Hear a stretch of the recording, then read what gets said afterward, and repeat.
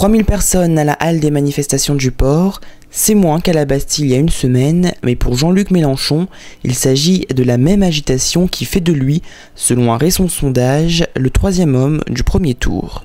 Qu'on m'accueille à l'aéroport n'est pas banal ici, comme ça, qu'il y ait ce pique-nique, qu'il y ait ce rassemblement, voilà les signes pour la Réunion. Mais je vois bien aussi en France métropolitaine qu'on a l'impression que la rivière est sortie de son lit, de partout. Donc ça, ce sont des repères très, très forts pour moi. Alors les sondages nous encouragent, nos amis sont survoltés, c'est extraordinaire. Et surtout, il y a quelque chose où je ne finis plus de savourer l'intensité, c'est que Madame Le Pen se trouve derrière nous. Après quelques notes de Maloya, c'est Bertrice Leperlier qui prend la parole, suivie par Yvan Waraud. Enfin, c'est sous un tonnerre d'applaudissements de cette salle où la chaleur est plus que pesante que le candidat du Front de gauche fait son entrée en scène. Vous n'êtes pas un territoire ultra-périphérique et je ne viens pas vous caresser la tête. Vous avez ici imaginé un plan d'autonomie énergétique. Et c'est en partant de cette discussion que j'ai eue des heures durant avec Younous et auparavant avec Paul Vergès, que j'ai compris qu'en définitive, ce plan n'était pas seulement une question liée à l'énergie, ce qui était déjà énorme. C'était un plan qui, en quelque sorte, provoquait en cascade le développement de toutes sortes d'activités qui vont avec. Eh bien, mes chers amis, nous devons avoir pour objectif l'autosuffisance alimentaire, qu'on ne me raconte pas d'histoire. Les paysans et l'agriculture paysanne de la Réunion est capable de faire les productions vivrières dont nous avons besoin pour notre alimentation ici. Vous allez observer déjà sur au moins un point des choses qu'il est absolument nécessaire et indispensable de réaliser ici parce qu'on ne peut faire autrement, servent de laboratoire pour toute la métropole. Et voici comment nous renversons le raisonnement. Ce n'est pas la métropole qui vient dire ce qu'elle va faire pour la Réunion, c'est la Réunion qui va montrer de quelle manière on peut résoudre des problèmes en métropole.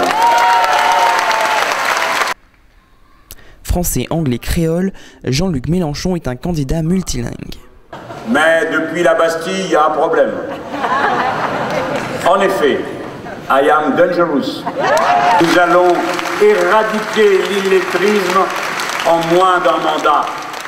Ce que les Cubains ont été capables de faire en Bolivie, au Venezuela et en Équateur, nous allons le faire ici et ensuite nous allons aider tous les autres dans la région à vaincre l'illettrisme. Maintenant, il doit conclure. Je le dis pas bien, hein, enfin j'essaye. Enfin, si de nombreuses personnalités du Parti communiste réunionnais étaient présentes, c'est à Paul Vergès que Jean-Luc Mélenchon a rendu hommage. Quel choix politique qu'il fasse, j'admire et je respecte Paul Vergès. Aucun homme n'est parfait. Mais écoutez-moi, j'en ai vu des militants politiques, femmes et hommes. Et je peux vous dire que lui a fait honneur à cette île. Et il nous a tous fait réfléchir et à sa manière, il nous a tous éduqués. Les militants et sympathisants ont renouvelé ou affirmé leur confiance au candidat.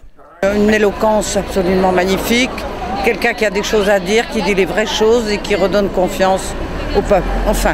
Excellent, il a été bon comme d'habitude, Mélenchon, et vraiment il répond à nos attentes, il répond à l'espoir de tout le peuple.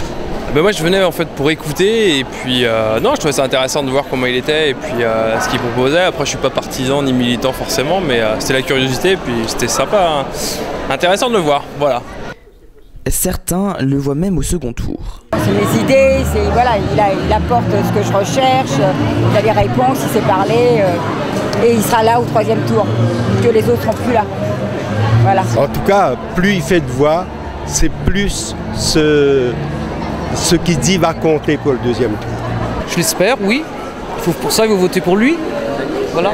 Lui en tout cas reste déterminé. Ben, j'y compte bien, mais je me bats pour ça moi. Je vous l'ai toujours dit, moi je commence pas une élection en me disant que je viens faire du témoignage ou je sais pas quoi. Il faut des fois faire du témoignage, mais moi je suis là pour gagner.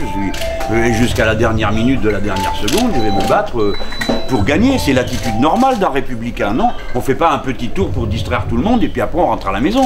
C'est pas ça le sujet. Je vous rappelle que des élections, j'en ai quand même gagné un certain nombre, comme sénateur, comme conseiller général, comme élu municipal, comme député européen, et voilà, me voilà dans l'élection présidentielle, j'y vais pour la gagner. C'est-à-dire, si on nous le demande, aller partout.